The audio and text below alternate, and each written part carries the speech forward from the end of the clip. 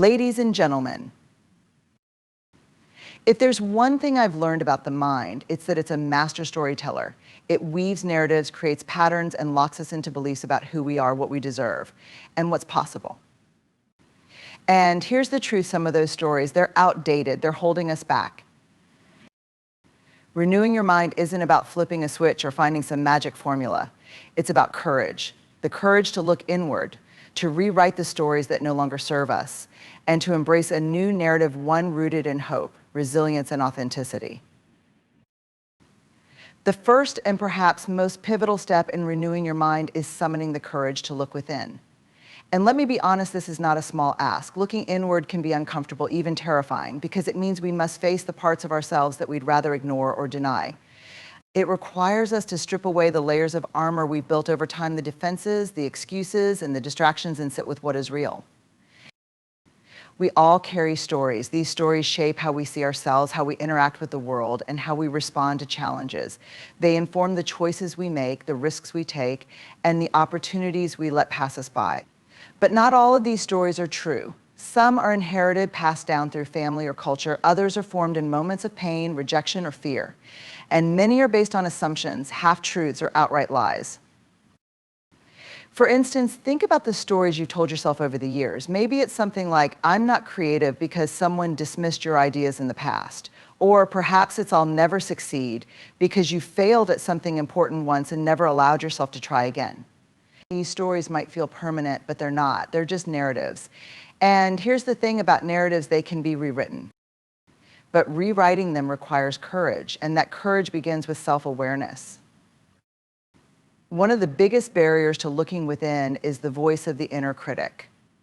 You know the one, it's that little voice in your head that's quick to point out your flaws, to remind you of your failures, and to question your worth. The inner critic thrives on shame. It tells you that you're not enough, not smart enough, not talented enough, not brave enough. It's tempting to avoid this voice altogether, to drown it out with busyness, distractions, or even toxic positivity. But avoiding it only gives it more power. The real courage lies in facing it head on, not with anger or resistance, but with curiosity and compassion. Ask yourself, whose voice is this? Where did this story come from? Is it true? Often you'll find that the inner critic's words aren't even your own. They might be echoes of a critical parent, a harsh teacher, or a society that values perfection over authenticity. Once you recognize that, you can begin to challenge those narratives and replace them with ones that are grounded in truth and self-compassion. If we're going to talk about looking within, we have to talk about shame. Shame is one of the most powerful emotions we experience, and it's also one of the most isolating. Unlike guilt, which says, I did something bad, shame says, I am bad. It attacks our very sense of self-worth. The problem with shame is that it thrives in secrecy. The more we hide from it, the stronger it becomes. That's why looking within is so vital. It shines a light on the shame we carry and allows us to see it for what it is, a weight we were never meant to bear. But here's the tricky part, confronting shame isn't a one-time event. It's a practice. It requires us to consistently name the feelings we're experiencing and explore their roots. It might mean revisiting painful memories or admitting hard truths about the ways we've internalized harmful beliefs. This isn't easy work, but it's necessary, because when we bring shame into the light, it loses its power. Looking within also means examining the patterns that keep us stuck. We all have them, habits of thought and behavior that feel safe but ultimately limit our growth.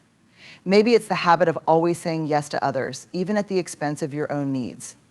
Or the tendency to avoid conflict because you're afraid of being rejected.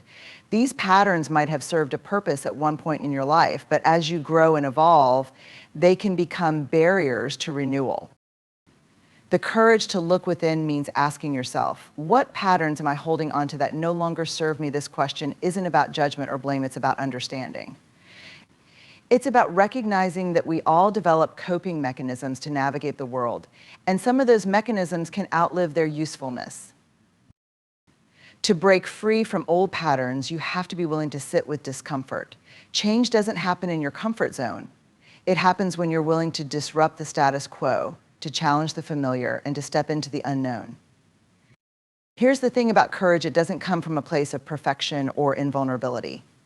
It comes from a place of self-compassion. It's the ability to say, I'm going to look at this, not because I have all the answers, but because I deserve to understand myself more fully.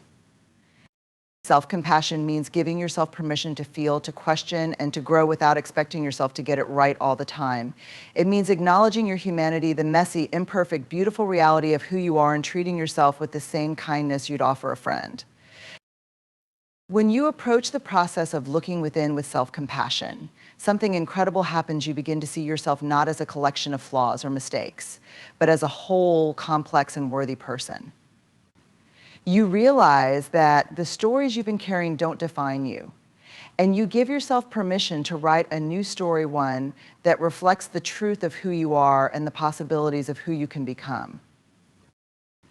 The courage to look within doesn't just transform your inner world, it has a ripple effect on every aspect of your life. When you confront your inner critic, you become more confident. When you release shame, you build deeper connections with others. And when you break free from old patterns, you create space for growth, joy, and renewal. When we think about changing our minds, truly renewing the way we see ourselves, others, and the world, we often imagine it as a battle of logic. We think it's about reasoning our way into a new belief system or convincing ourselves to adopt a better attitude. But the truth is, renewal doesn't begin with answers. It begins with questions.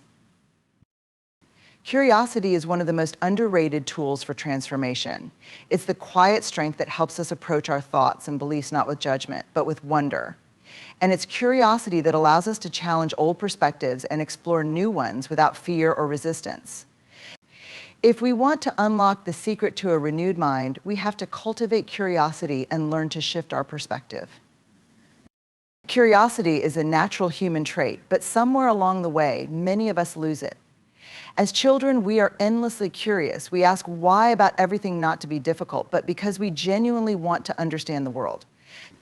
As adults, however, our curiosity often gives way to certainty. We cling to what we know because it feels safe, and we stop questioning the world around us, our beliefs, and even ourselves. But here's the paradox: the more certain we are, the more stuck we become. Certainty can create a rigid mind, one that resists growth and change. Curiosity, on the other hand, opens doors. It allows us to see beyond our assumptions and consider new possibilities. It helps us recognize that our thoughts and beliefs are not fixed, they're fluid, adaptable, and subject to growth. At the heart of curiosity is the ability to ask questions. But not just any questions. The questions we ask ourselves determine the quality of the answers we receive. Think about the questions you ask yourself when you face a challenge or a setback. Are they harsh and judgmental? Questions like, why do I always fail? Or what's wrong with me might feel natural, but they only serve to reinforce a negative perspective. These kinds of questions keep us stuck in self-blame and shame. Curiosity asks better questions. Instead of, why do I always fail? It asks, what can I learn from this experience? Instead of, what's wrong with me? It asks, what's really going on here? Better questions create better outcomes. They shift us from a place of judgment to a place of growth. Curiosity isn't about finding quick answers. It's about being willing to sit in the discomfort of not knowing and trusting that the process of exploration will lead to something valuable. Curiosity also gives us the courage to challenge our perspectives. We all see the world through a lens shaped by our experiences, culture, and upbringing. This lens filters the way we interpret events, the way we view other people, and even the way we see ourselves. But what if that lens isn't accurate? What if it's distorted by past pain, limiting beliefs, or unexamined assumptions? Curiosity invites us to step back and examine the lens itself. It asks, is this perspective serving me? Is it helping me grow, or is it holding me back?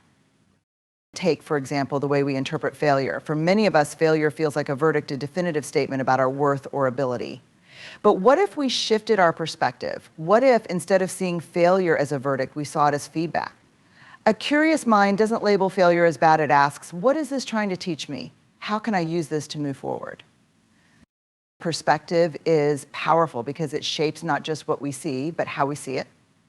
When we approach life with curiosity, we begin to see challenges as opportunities, setbacks as lessons, and differences as sources of connection rather than division. Curiosity doesn't just transform our relationship with ourselves, it also transforms our relationships with others. One of the most profound ways to shift perspective is through empathy, the ability to step into someone else's shoes and see the world from their point of view. Empathy begins with curiosity. Instead of assuming we know someone's motives or intentions, curiosity encourages us to ask, what's their story? What might they be feeling? What might they be afraid of? When we approach others with curiosity, we open the door to deeper understanding and connection. We move beyond surface judgments and see the complexity of their experiences.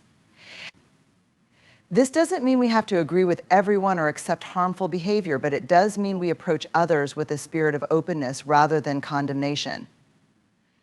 Shifting perspective through empathy isn't just an act of kindness, it's an act of liberation. It frees us from the limitations of our own viewpoint and helps us see the broader, richer truth of the human experience. Another remarkable aspect of curiosity is its connection to creativity. When we allow ourselves to ask what-if questions, we open the door to new possibilities. What if I tried a different approach? What if I looked at this problem from a different angle? What if the solution is something I haven't considered yet? Curiosity fuels innovation because it refuses to accept things as they are. It invites us to imagine how they could be. This kind of thinking isn't just for artists or inventors, it's for anyone who wants to create a life that feels authentic and fulfilling.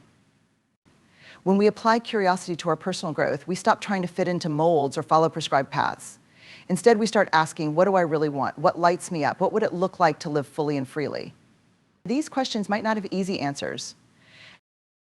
Emotional resilience is one of the most valuable tools we can develop in our journey toward renewing the mind. It is the ability to navigate life's challenges, setbacks, and uncertainties with strength and adaptability, rather than being overwhelmed by them. Resilience is not about avoiding difficult emotions or pretending they don't exist. On the contrary, it is about confronting those emotions, processing them, and moving forward with intention. Life is unpredictable. No matter how carefully we plan or how hard we work, we will inevitably face moments of loss, failure, disappointment, and heartache. These moments test us, not just externally, but internally. They push us to the edge of our comfort zones and challenge the stories we tell ourselves about who we are and what we're capable of. The key to weathering these storms lies in emotional resilience, the capacity to bend without breaking, to feel without being consumed, and to rise after we fall. To build emotional resilience, we first need to understand what it truly means. Resilience is not a fixed trait. It is not something you either have or don't have. Instead, it is a skill, a set of behaviors, habits, and attitudes that can be cultivated over time. Resilience is about staying grounded in the face of difficulty. It is about maintaining perspective when life feels chaotic and finding ways to adapt rather than collapse. Importantly, resilience doesn't mean suppressing emotions or toughing it out. In fact, the cornerstone of resilience is the ability to acknowledge and process your emotions in a healthy way. One of the biggest misconceptions about resilience is that it requires us to be stoic or unfeeling. This could not be further from the truth. Emotional resilience begins with emotional awareness, the ability to recognize what you're feeling and name it without judgment. When we deny our emotions or push them aside, we don't make them disappear. Instead, they linger in the background, influencing our thoughts, decisions, and behavior in ways we might not even realize. Resilience starts with the simple but powerful act of saying, I feel angry, or I feel scared, or I feel overwhelmed. Naming your emotions helps you take ownership of them rather than letting them control you. Validation is the next step. Too often, we dismiss our emotions as irrational or unimportant.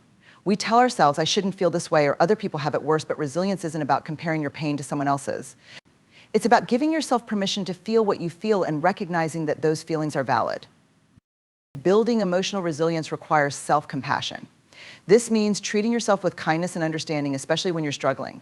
Self-compassion is the antidote to the harsh inner critic that often shows up during times of stress or failure. Imagine how you would comfort a friend who is going through a tough time. You wouldn't tell them to get over it or belittle their feelings. You would offer them empathy, patience, and support. Emotional resilience involves extending that same grace to yourself. It's about saying, it's okay to feel this way. I'm doing the best I can. Self-compassion doesn't eliminate challenges, but it gives you the strength to face them. It helps you stay grounded and reminds you that you're not alone in your struggles. Another critical aspect of emotional resilience is learning to regulate your emotions. This doesn't mean controlling them in a rigid or suppressive way. Instead, it means finding healthy ways to manage your emotional responses so they don't overwhelm you. One effective technique is mindfulness, the practice of bringing your attention to the present moment without judgment. When you feel overwhelmed, mindfulness can help you pause, take a deep breath, and observe your emotions without being consumed by them.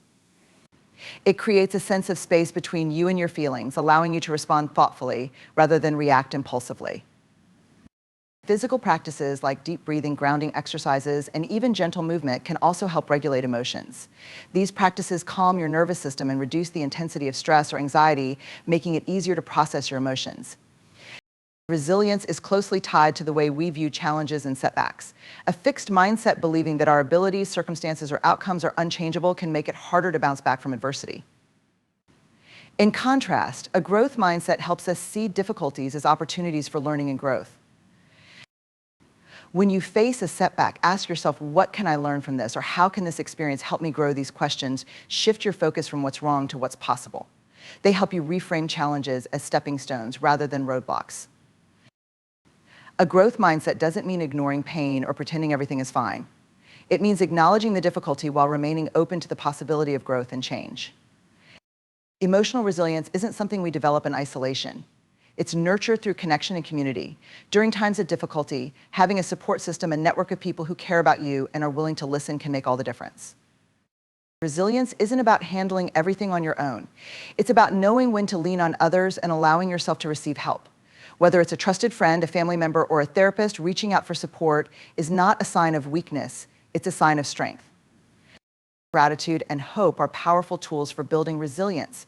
Gratitude shifts your focus from what's missing to what's present, reminding you of the resources and strengths you already have. It doesn't erase pain, but it provides a counterbalance to it, helping you stay grounded in moments of difficulty.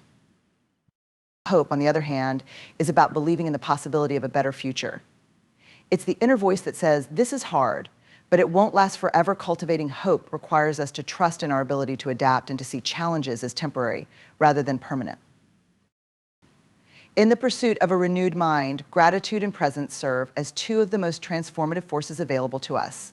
Together, they anchor us in the richness of the moment, grounding us in the beauty of what is rather than the endless pursuit of what could be. These practices are not just about finding fleeting moments of happiness or contentment. They are about cultivating a mindset that can weather life's challenges and illuminate life's blessings. Gratitude is often misunderstood as a simple act of saying thank you or a fleeting acknowledgement of the good things in life. While these gestures are part of it, gratitude is far more profound. It is a lens through which we view the world, a deliberate choice to focus on abundance rather than scarcity. At its core, gratitude is a mindset of appreciation.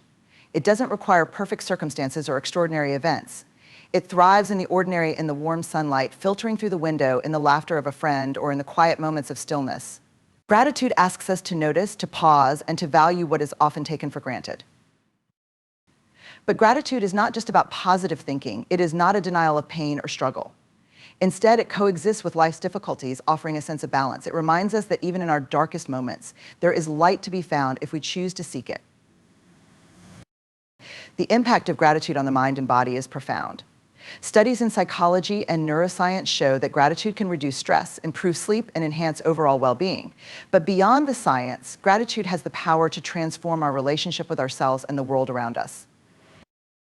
When we practice gratitude, we shift our focus from what we lack to what we have.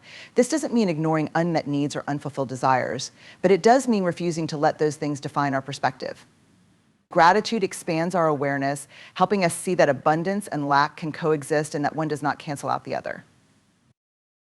Gratitude also nurtures resilience. In times of hardship, it can serve as a lifeline, reminding us of our strength and the support systems we might overlook. A grateful mindset doesn't eliminate challenges, but it equips us to face them with grace and determination. Gratitude is intimately connected to presence, the ability to be fully engaged in the here and now. Presence is the art of living with intention, of giving our attention to what is rather than dwelling on the past or worrying about the future. Yet presence is not easy in a world that constantly pulls us in multiple directions. We are bombarded with distractions, from the notifications on our phones to the endless demands of work and responsibilities. It's easy to fall into the trap of living on autopilot, moving through our days without truly experiencing them. Presence invites us to slow down, to notice the texture of the moment, to feel the rhythm of our breath, to listen deeply to the sound of a loved one's voice. It asks us to stop multitasking and start savoring. It is not about doing more, but about being more attentive, more mindful, more connected. The beauty of gratitude and presence lies in their symbiotic relationship. Gratitude anchors us in the present moment by drawing our attention to what is good and meaningful right now. Likewise, presence creates the space for gratitude to flourish, allowing us to fully appreciate the experiences and people that enrich our lives. Think about a simple moment sharing a meal with a friend. Gratitude allows you to recognize the warmth of their company and the nourishment of the food before you. Presence ensures you are truly there to experience it, free from the distractions of your phone or the worries of your to-do list. Together, gratitude and presence turn an ordinary moment into something extraordinary. Both gratitude and presence are practices, not one-time achievements. They require intention and repetition, but the rewards are well worth the effort. To cultivate gratitude, start with small daily rituals. Keep a gratitude journal where you list 3 things you're thankful for each day. These don't have to be monumental sometimes. The smallest joys carry the most meaning. Express your gratitude to others, whether through words, notes, or simple acts of kindness. Gratitude grows when it is shared. Presence, too, can be nurtured through simple practices. Mindfulness meditation is one of the most effective tools for training your mind to stay in the moment. Even a few minutes of focused breathing each day can make a difference. Another powerful practice is single tasking, giving your full attention to one activity at a time, whether it's eating a meal, walking in nature, or having a conversation. One of the most profound gifts of gratitude and presence is their ability to shift our perspective. When we are present, we see life more clearly, unclouded by regrets about the past or fears about the future. When we are grateful, we view life through a lens of abundance rather than deficiency. This shift in perspective can be life-changing. It allows us to find meaning and joy in the mundane, to see opportunities and challenges, and to connect more deeply with ourselves and others. It helps us let go of the need for perfection and instead embrace the beauty of what is. It's important to acknowledge that gratitude and presence are not always easy, especially during times of pain or struggle. When life feels overwhelming, it can be hard to see beyond the difficulties. But these practices are not about denying hardship, they are about finding balance and grounding, even in the midst of it. In difficult times, gratitude might look different. It might be a quiet appreciation for small mercies, like a kind word from a stranger or a moment of peace amidst chaos. Presence, too, might be more challenging to maintain, but it can serve as a refuge, helping us stay connected to our inner strength. The concept of courage often evokes images of extraordinary acts, heroic feats, dramatic decisions, or bold proclamations in the face of fear.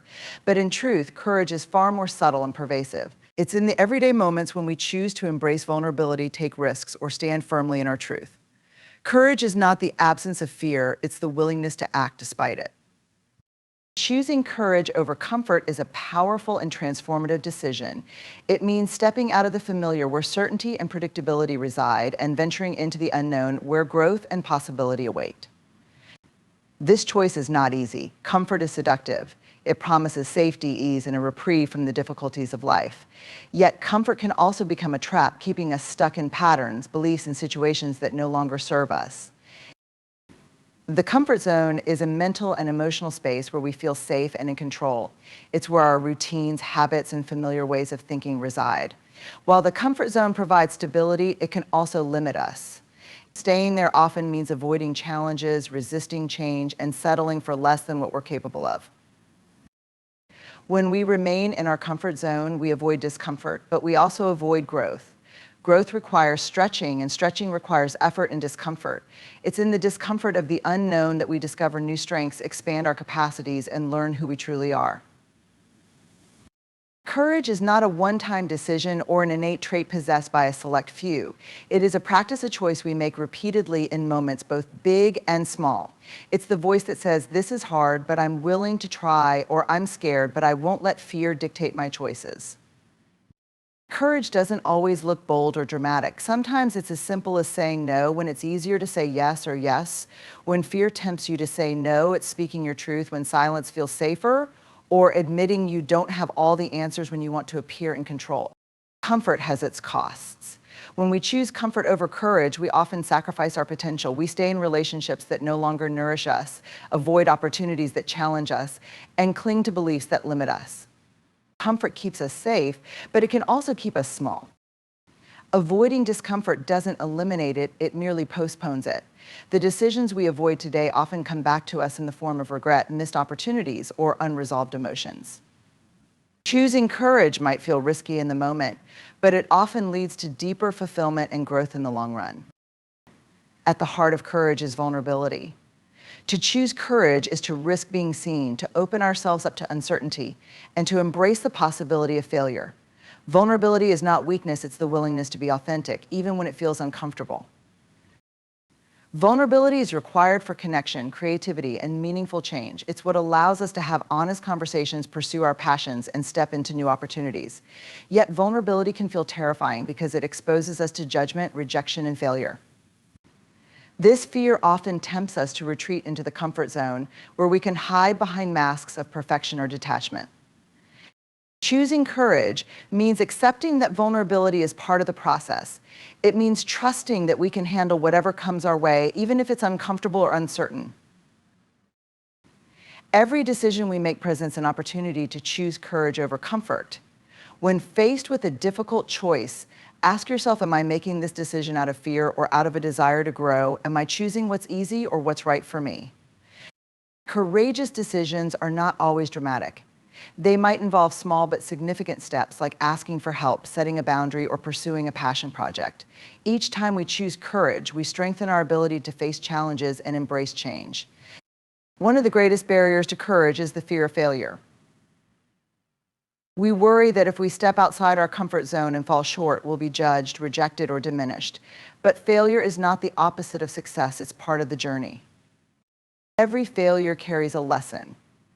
It teaches us about resilience, creativity, and the areas where we need to grow. Choosing courage means reframing failure not as a verdict on our worth, but as valuable feedback. It's the willingness to try, fail, learn, and try again. Courage is like a muscle, it grows stronger with use. To cultivate courage, start with small, manageable steps. Each time you face a fear or embrace vulnerability, you expand your capacity for bravery.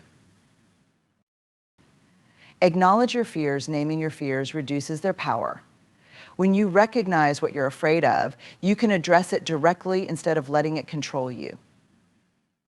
Challenge your comfort zone, identify areas where you've been playing it safe.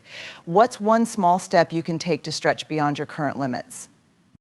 Practice self-compassion. Choosing courage is hard. Be kind to yourself when you stumble or struggle. Celebrate your efforts, even when the outcome isn't perfect. Surround yourself with support. Courage grows in community. Surround yourself with people who encourage you to take risks, embrace vulnerability, and pursue your goals. Choosing courage over comfort leads to a life of greater authenticity, fulfillment, and connection. It allows you to align your actions with your values, pursue meaningful goals, and build deeper relationships. While the path of courage is not without challenges, it is also rich with rewards. Courage doesn't eliminate fear, it transforms it. It turns fear into fuel for growth, propelling us toward a life that feels true to who we are.